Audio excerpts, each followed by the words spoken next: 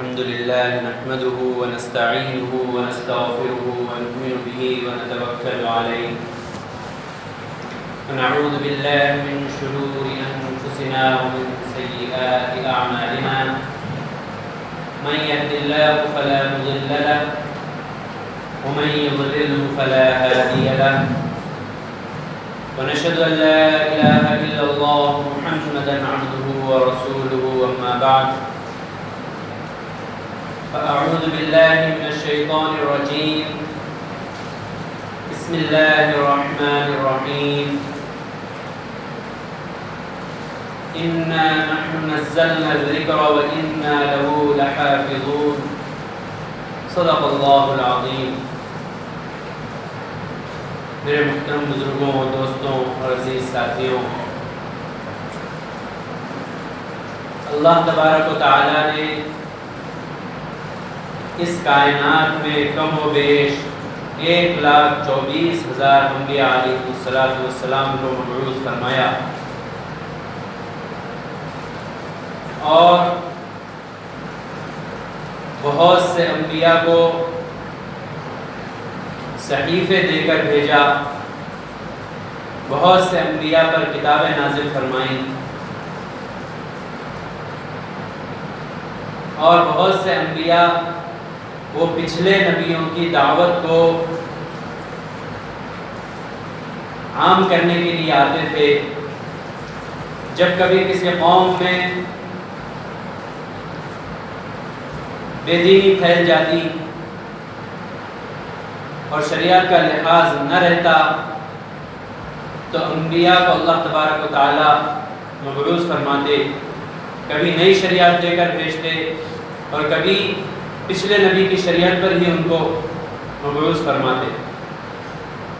یہ سلسلہ جب سے دنیا قائم ہوئی اس وقت سے لے کر جناب رسول اللہ صلی اللہ علیہ وسلم کی بعثت تک چلتا رہا،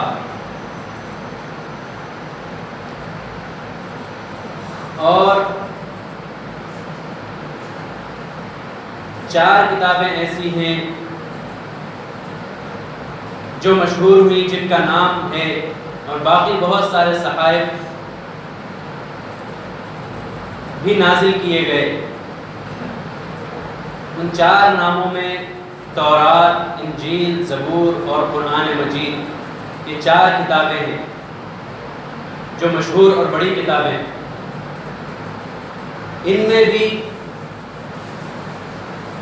قرآن مجید کے علاوہ بقیہ 3 کتابوں کو اللہ تبارک و تعالی نے لکھ کر پیغام انبیاء تک بھجوا دیا وحی کے ذریعے، اور وہ اس نبی کی شریعت ہو گئی.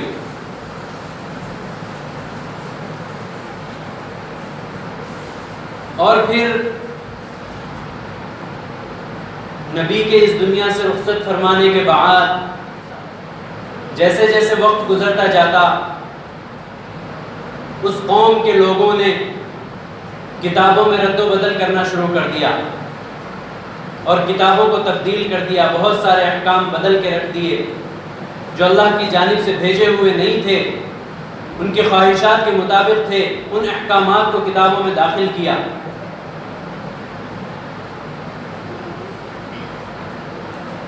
لیکن ہمارے اور آپ کے آقا رحمت اللہ للعالمین صلی اللہ علیہ وسلم کو اللہ تبارک و تعالی نے جو کتاب دی، آپ پر جو کتاب نازل کی گئی، اس کتاب کا ایک نام کلام اللہ ہے. اور یہ نام کس لیے ہے؟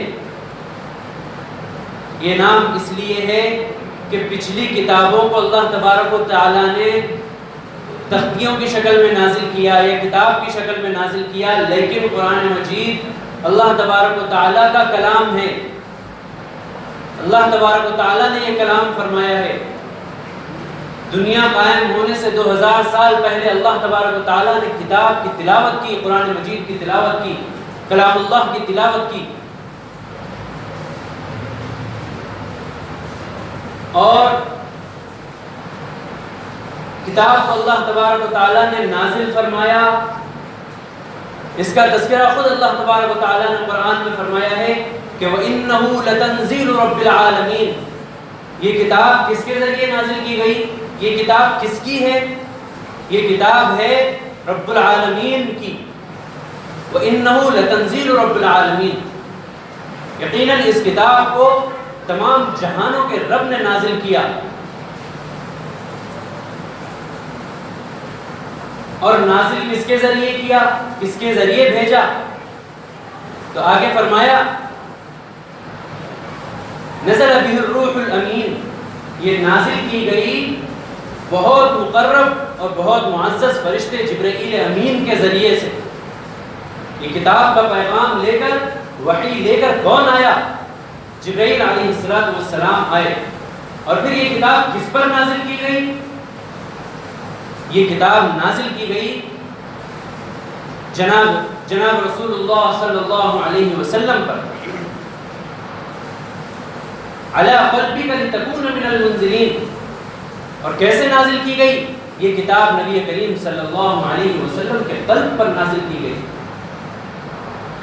حدیث میں آتا ہے کہ صحابہ نے پوچھا یا رسول اللہ صلی اللہ علیہ وسلم، آپ پر جب وحی آتی ہے تو کیسا محسوس ہوتا ہے؟ نبی کریم صلی اللہ علیہ وسلم نے ارشاد فرمایا ایک گھنٹی کی سی آواز ہوتی ہے، پھر آپ صلی اللہ علیہ وسلم جب اس آواز کی ہیبت سے مدہوش ہو جاتے ہیں، پھر جب آپ کو ہوش آتا ہے تو اس کے بعد آپ صلی اللہ علیہ وسلم کی زبان سے کلام مبارک کے الفاظ جاری ہوتے ہیں۔ وحی اس طرح نازل کی گئی۔ کلام اللہ کوئی معمولی کتاب نہیں ہے، کلام اللہ کوئی چھوٹا موٹا کلام نہیں ہے، یہ تمام جہانوں کے رب کا کلام ہے۔ اگر کلام اللہ کو سمجھنا ہے، کلام اللہ کی عظمت کو سمجھنا ہے، تو پہلے اللہ رب العزت کی عظمت کو سمجھنا ہوگا کہ یہ کلام کس نے نازل فرمایا ہے۔ اس اللہ نے نازل فرمایا ہے جس کو اونگ نہیں آتی، اس اللہ نے نازل فرمایا ہے جس کو بے خبری نہیں ہوتی، جو اس دنیا سے غافل نہیں ہے۔ اس اللہ نے نازل فرمایا ہے جس کا علم کامل ہے۔ اس اللہ نے نازل فرمایا ہے جس کی حکومت دنیا کے ہر شے پہ ہے، چاہے کوئی مخلوق ہو اس پر اللہ کی حکومت ہے۔ اس اللہ نے نازل فرمایا ہے جو دن و رات کا مالک ہے۔ اس اللہ نے نازل فرمایا ہے جو دلوں کے حال کو جاننے والا ہے۔ اس عظیم رب کا کلام ہے، اور جب اس اللہ نے نازل فرمایا ہے تو پھر اس کا ذمہ، اس کی حفاظت کا ذمہ کسی انسان کے بس میں نہیں رکھا، کسی انسان کو نہیں سونپا۔ خود اللہ نے دعویٰ کیا ہے کہ انا نحن نزلنا الذکر وانا له لحافظون، ہم نے قرآن کو نازل کیا ہے اور ہم ہی اس کی حفاظت کا ذمہ لیتے ہیں۔ قرآن مجید اتنا بابرکت اور اتنا عظمت والا کلام ہے کہ اس کی حفاظت کا ذمہ خود اللہ رب العزت نے لیا ہے۔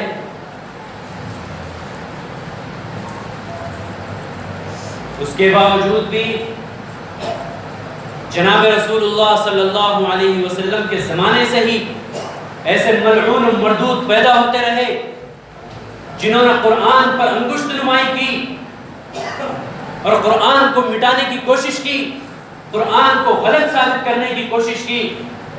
جب نبی کریم صلی اللہ علیہ وسلم قرآن کی تلاوت کر کے سنایا کرتے اور کفار و مشرکین کو اللہ کا پیغام سنایا کرتے اور ان کو شریعت اور اسلام کی دعوت دیا کرتے، تو وہ کبھی نبی کریم صلی اللہ علیہ وسلم کو جادوگر کہتے، کبھی ساحر کہتے، کبھی دیوانہ کہتے، کبھی مجنو کہتے، اس لیے کہ ان کے پلے نہیں پڑتا تھا اتنا خوبصورت کلام اور اتنی ہیبت والا کلام ان کے سمجھ میں نہیں آتا تھا کہ کیسے دھتکارا جائے۔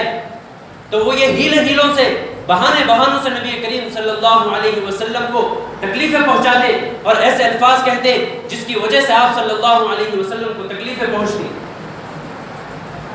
وہ یہ تو نہیں کہہ سکتے تھے کہ نبی کریم صلی اللہ علیہ وسلم نے خود لکھا ہے۔ کیوں نہیں کہہ سکتے تھے؟ اس لیے کہ اللہ تبارک و تعالیٰ نے شروع ہی سے ایسا نظام بنایا کہ آپ صلی اللہ علیہ وسلم نے کسی مکتب میں تعلیم حاصل نہیں کی، اس لیے آپ کا لقب امی بھی ہے، یعنی ان پڑھ۔ نبی کریم صلی اللہ علیہ وسلم کا کوئی استاد نہیں تھا. اللہ تبارک و تعالیٰ کی جانب سے وحی نازل ہوتی اور وحی آپ صلی اللہ علیہ وسلم کائنات کو پڑھ کے سناتے.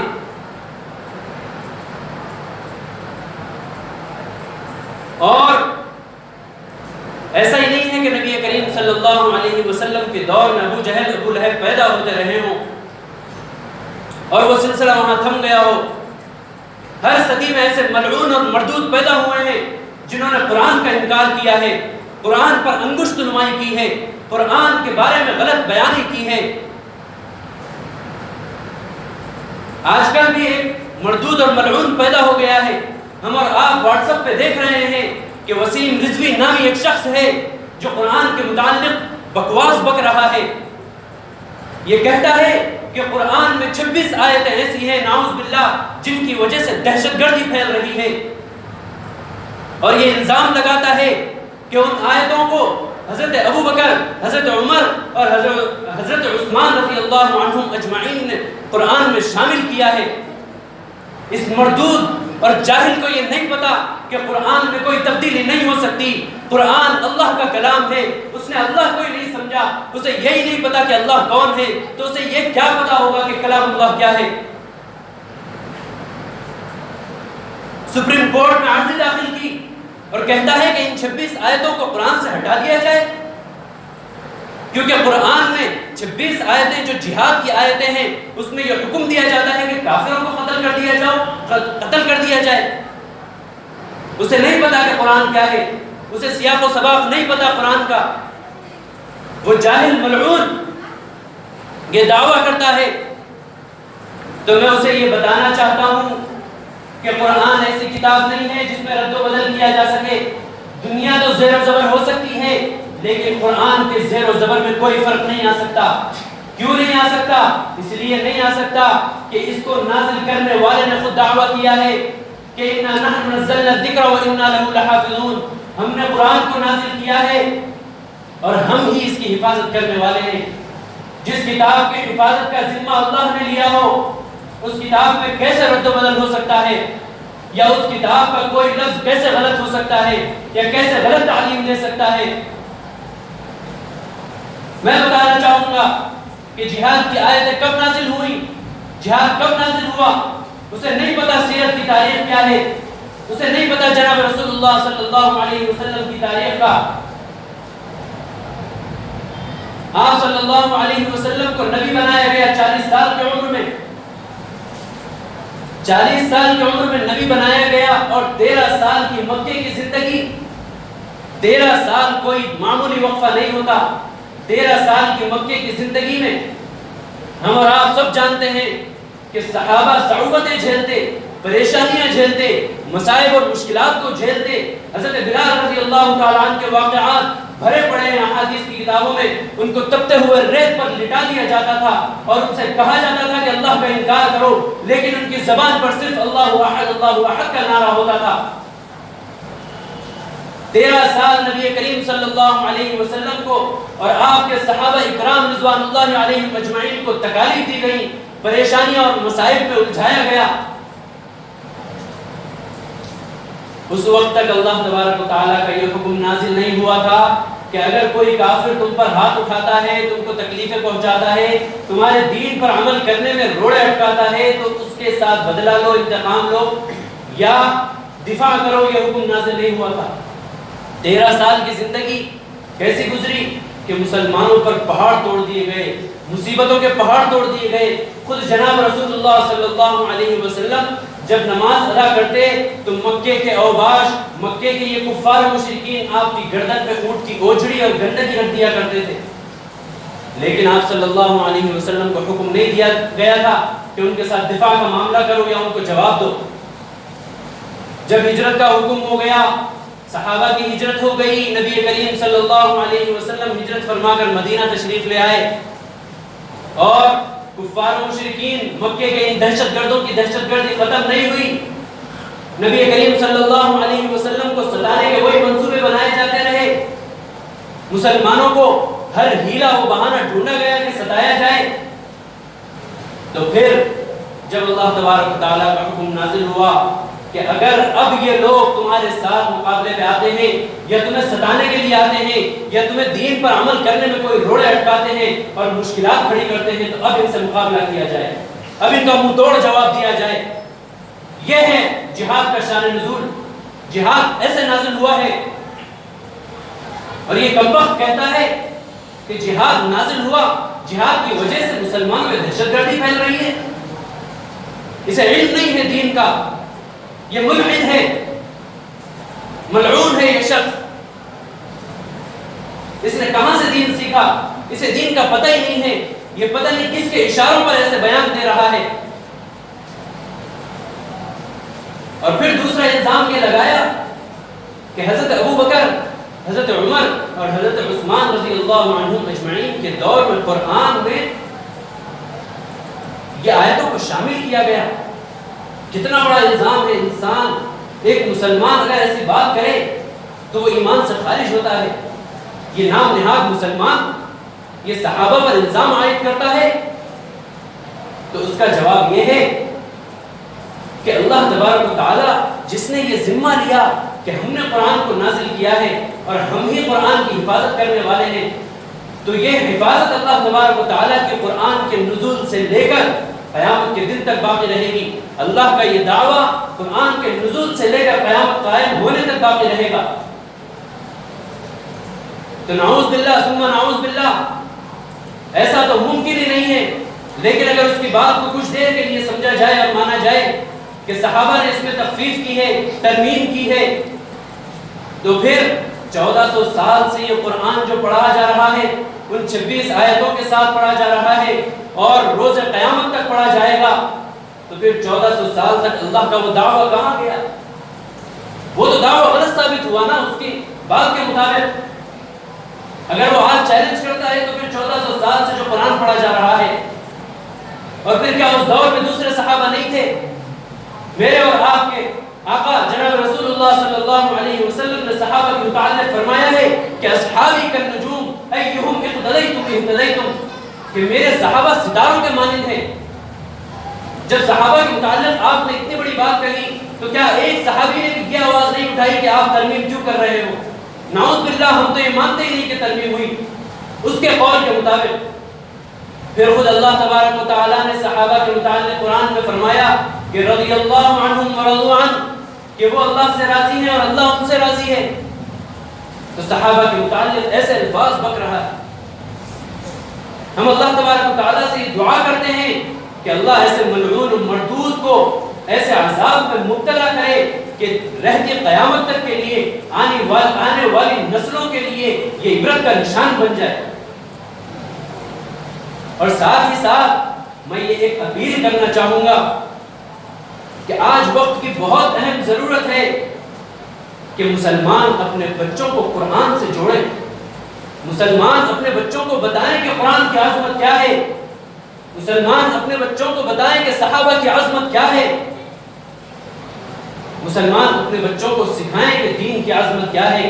کلام اللہ کی عظمت بچوں کے دلوں میں بٹھاؤ، کلام اللہ کی عظمت اپنی نسلوں کو بتاؤ، اپنی نسلوں کو دین سے جوڑو، مکاتب سے جوڑو، ورنہ وہ دن دور نہیں ہے کہ ایسے اور ملحد پیدا ہوں گے، وہ نسلوں کو تباہ و برباد کرنے کی کوشش کریں گے۔ اس لیے وہ وقت آنے سے پہلے اپنی نسلوں کو دین سے جوڑو، صحابہ کی عظمت کے قصے سناؤ، صحابہ کی بہادری کے واقعات سناؤ، قرآن کا صحیح مطلب ان کے سامنے بیان کرو، قرآن ان کو سمجھاؤ، ان کو پڑھنا بھی سکھاؤ، ان کو قرآن سمجھنا بھی سکھاؤ۔ اللہ تبارک و تعالیٰ سے دعا ہے کہ اللہ تبارک و تعالیٰ ہم سب کو قرآن کو سمجھنے والا بنائے اور قرآن کی عظمت ہمارے دلوں میں پیوست فرمائے۔ وآخر دعوانا الحمد للہ رب العالمین۔